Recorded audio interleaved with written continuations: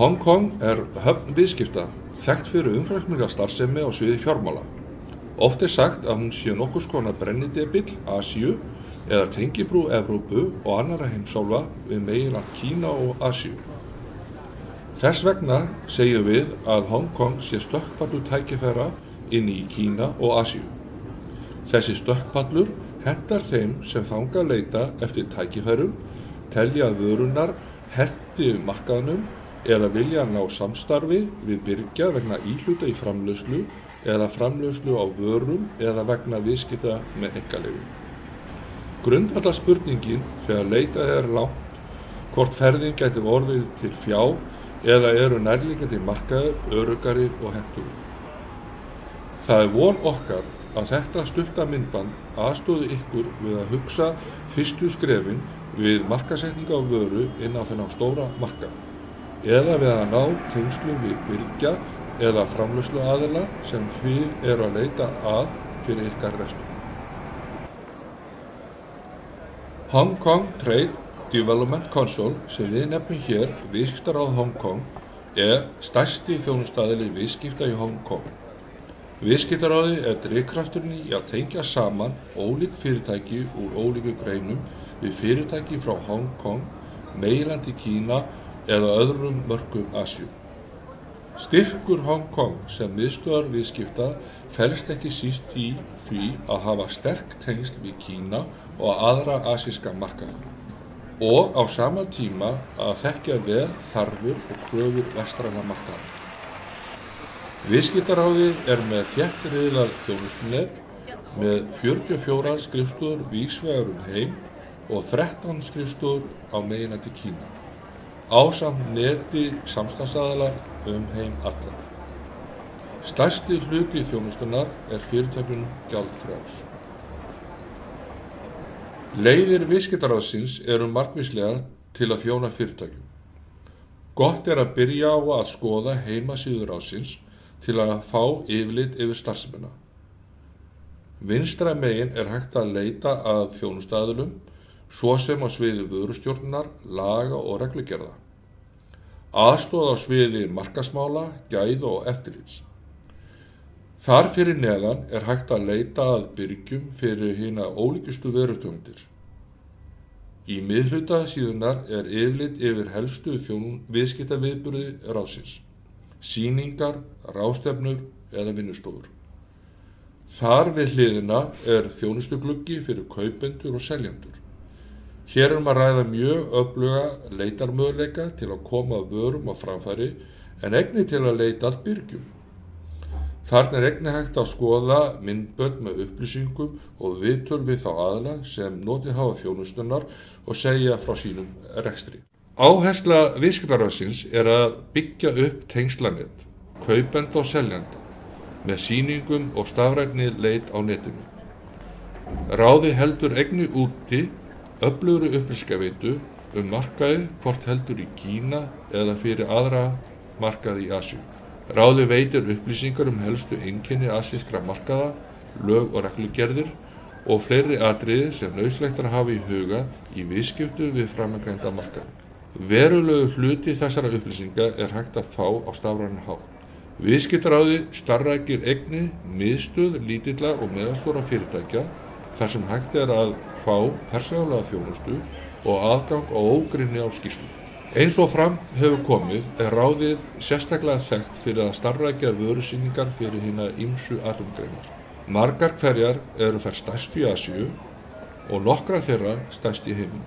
Nauðsyn þess að gera stóra pantanir hafa oft einkennt viðskipti við Asíu og þá ekki síst til að ná fram hentugum flutningseiningum. Þessi þáttur enn mikilvægur en viðskiptin að taka breytingum með nýjum viðhorfum og flutningstækni. Í þessu sambandi hefur viðskiptaráðið þróað nýja þjónustu til að koma á móts við breytt pöntunarmynstur kaupenda, small order zone eða vettvangur smápantana. Þar hægt að leggja inn pantanir í vörur í litlu magni. Viðskiptaráðið í Hong Kong hefur mikla reynslu við að tengja fyrirtæki saman í gegnum það sem nefnt fyrirtækistefnumót. Fyrirtækistefnumót alltaf stór hluti hverra sýningar sem ráðið stendur fyrir En milli þess býður ráðið upp á sérsniðar tengingar til að aðstoða fyrirtæki víðsvegar heiminn við að tengjast áhugaverðum samstarfsaðilum. Þessi þjónusta líklega ein mikilvægasta fyrir fyrirtæki sem að leita eftir samstarfi á sviði þróunar og framleiðslu við fyrirtæki frá Hong Kong eða meginlandi Kína. Ein önnur áhugaverð þjónusta sem viðskiptaráð í Hong Kong hefur þróað viðskipti með einkaleyfi. Þetta þjónusta sem vaxandi og gefur fyrirtækjum tækifæri að afla sér einkaleyfis í tengslu við þau viðfangsefni sem þau að leita lausna að. En einnig til að koma sínum hugverkum á framfæri sér og öðrum til hagsbóta. Til að fræðast enn frekar starfsemi ráðsins þá ræddi Karls Friðriksson, framkvæmdastjóri hjá Nýsköpunarmiðstöð Íslands, við aðstoðarframkvæmdastjóra ráðsins, Við erum stödd hérna með einum af aðal stjórnendum Hong Kong Trade and Development Council sem við nefnum viðskiptaráð Hong Kong og Clara Wong. Hún aðstoðarframkvæmdastjóri viðskiptaráðsins og hefur margvíslega reynslu úr atvinnulífinu og hefur byggt upp marga af þeim þjónustupökkum sem viðskiptaráðið býður upp á. Clara Wong, welcome to the program. Oh, thank you. Thank you, Carl. I was just wondering, Asia is getting more and more attractive as a market. What is the role of Hong Kong in that respect? Well, after the world economic crisis in the year 2008, in fact, we see that there is a shift of the economic center of gravity from the west to the east.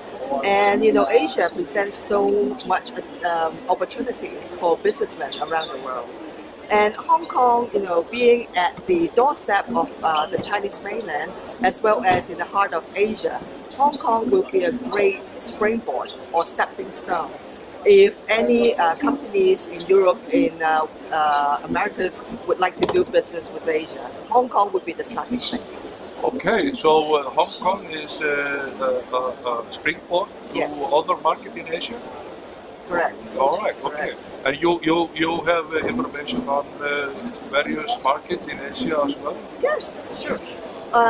Just to give some example, the Chinese mainland, the 10 years ending 2013, in fact, China GDP's growth average at more than 10%, which is unprecedented in history. And also, not only the GDP growth, but China has a very large upcoming consumer market. And just to give you some example, in the past 5 years, again ending 2013, China's import of consumer goods, the growth rate was 38% year to year for the 5 years ending 2013. And the middle class population of China is amounting to something like 230 million. And of course, China itself is a tremendously huge market that no one can afford to miss. But if you also look at Asia, especially the ASEAN country, that represents another population of 600 million consumers, a lot of which are young consumers, up and rising middle class consumers. So this part of the world actually presents tremendous opportunities for world businessmen. Well, you probably, when doing business in China, you need to be aware of some cultural things. If you compare that, for example, with the European, what is there some difference there that you need to be aware of? Oh, of course. I think the China market is very different, I must say. Because, if anyone wants to do business with Asia, Asia geographically is being a very, very large area geographically, as well as very culturally diversified. Just take China for example. China is not just one province, but multiple culture, multiple provinces, and multiple languages as well. The benefit of Hong Kong is that Hong Kong people understand the Chinese culture because we are Chinese ourselves, and also a lot of Hong Kong people can speak the language. And we have been doing business with China for decades.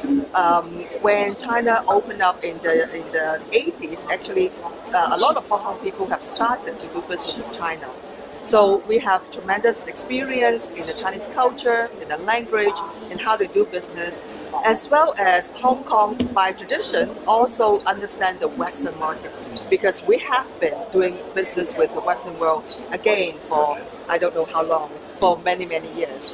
So we are the best gateway between the Western culture and the Eastern culture for China. And for Asia, other parts of Asia, Hong Kong is a great springboard as well, because again, Asia is very diversified in terms of culture and so on, and companies in the Western world can use Hong Kong as a gateway and also find partners here to do business with Asia. Okay. Well, Icelandic companies, they are quite interested in good marketing, logistic and services to be able to do the business.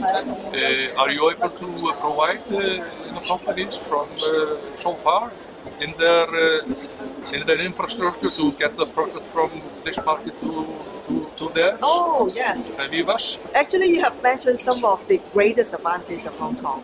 Now Hong Kong services industries account for more than 90% of Hong Kong's GDP. So Hong Kong has very advanced and very efficient service sectors. For example, finance, infrastructure, design services, and also transportation, logistics services. And in fact, Hong Kong is a very important financial center for Asia. We are the second IPO center in the world, and also our Hong Kong stock market is rated second in Asia, the sixth in the world. And a lot of companies actually come to Hong Kong for IPOs, for fundraising, because Hong Kong is also a hub for a lot of venture capital, angel investors, and so on and so forth. In terms of logistics, Hong Kong is one of the, is the center. It's a logistic hub for Asia. We have state-of-the-art, very efficient, very modern Hong Kong airport. In a year, the throughput is something like 4 million tons of cargoes actually go through the Hong Kong airport. It's being served by more than 100 airlines going to more than 180 destinations around the world. And of course, the seaport, the container port in Hong Kong, is also one of the world's busiest. The annual throughput is something like 22 million TEUs, and it's being serviced by 350 liners going to 550 destinations around the world. So if you want to ship your goods anywhere to the world, Hong Kong can provide the logistics support. And not to mention, of course, Hong Kong has very low tax system.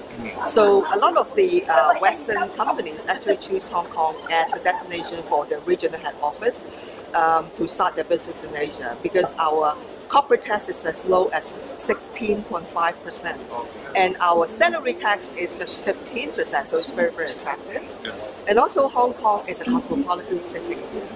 Our workforce is very experienced, is well educated, and we understand the business in the Western world and the Eastern culture. And so that's why a lot of Western companies actually choose Hong Kong as a base to go into China and Asia. I saw that one of the core mission of Hong Kong Trade Development Council is supporting SMEs. Yes. How does that help foreign traders in doing business? Okay. Well, one of the missions, because Hong Kong actually, our GDP is actually composed mostly by the SMEs in Hong Kong. So SME is actually our core in terms of our target audience. We have a lot of services that help the SMEs to explore and connect. And the same services can also apply to SMEs overseas. For example, like our trade fair that we are seeing today, in a year we organize some 35 international trade fairs in Hong Kong, spanning across different products industries as well as services industries. In fact, out of the 35, 10 of our fairs are already the largest in Asia, 4 of which are largest in the world. Namely the electronics, the watch and clock, the gift, as well as the jewelry. Actually, we created the largest marketplace in the world. So I think the first, if you ask me how we can help the overseas SME, I think the first easy starting point will be our trade fair. Because here you can connect to a lot of different exhibitors with a whole array of product offering, not only from Hong Kong, but from different parts of the world, because all of our fairs are international. Yeah. If you are trying to look for product, if you're trying to look for partner, if you're looking for finance opportunity, we can also do business matching for any overseas SMEs that would like to do business with their partners in Hong Kong. You are running a very efficient SME center. Yes. Tell us a little bit about that activities. The SME Center actually is a very good facility that is open like 6 days a week and open to any SMEs that would benefit from it. We have a whole collection of information from hard copy to online information, and also we provide inquiry service there. Especially, a lot of businessmen want to do business with China, and then they have a lot of questions about the policies, about regulations, and so on. We have expertise who's stationed in the SME Center to provide one-on-one consultancy services to any companies who have questions of doing business in China. So, the SME Center is like a hub that we service the SME. We also organize a lot of activities there, including seminars and also workshops to educate the SMEs. And it's actually an idea meeting place for SMEs to mingle and then to find information. One thing which I saw on this exhibition was the small order show. Yes. It seems to be very popular. Can you tell us a little bit about that? Yeah. Oh, in fact, the small order song, I'm very proud to say that this is an innovation by the TDC. And that idea came forth after the World Economic Crisis in 2008. Because at that time, we observed that a lot of overseas buyers, their sourcing pattern has changed. In the past, they usually place order in bulk. But after the financial crisis, they cut down their orders into small orders, but they want to place the order more frequently so that they can cut down on their pressure in carrying inventory. So in view of this, we create the small order zone. In fact, it's a physical and online combination. In the fair, you will see a small order zone with different showcases that would house the products, which the exhibitors will accept small order from 5 pieces to 1,000. And in fact, after the fair, you can go online to hktdc.com. We have a small order zone that will have all the suppliers who can also accept small orders online. So the buyers who would like to order in small quantity, they can come to our fairs or go to our online small order zone 365 days a year to place their order and source from Hong Kong. That's great. IP is getting more and more important in Asia, isn't it? Yes. Why is that? Well, actually, Asia has become the creation hub of the world. As a matter of fact, I think about 56% of patent application actually was from Asia. And just to give you a benchmark, US account for about 23% of IP application in a year. So you can see that Asia has created a lot of IPs. And also especially China. China has, because of the innovation, because of latest design advancement and so on, there has been a lot of IP creation. So China is looking at exporting the IP, and at the same time, they want to acquire some IP from overseas as well. So that's why, in fact, Asia has become the IP exchange hub. And in that respect, Hong Kong is the ideal place for IP exchange, because Hong Kong has a robust legal system. We have very solid IP protection, contract protection regime. And also, Hong Kong has a lot of services providers that can provide different services on IP. For example, brand management, IP customization, and also design services and so on.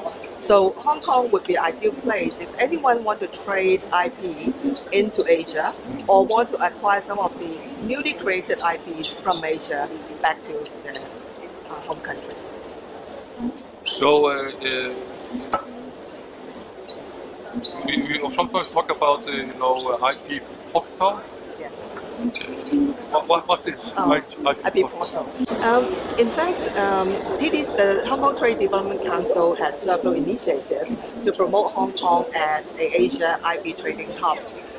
One of which is an annual event, which is called the Business of IP Asia. It's an annual large-scale conference that takes place in December every year.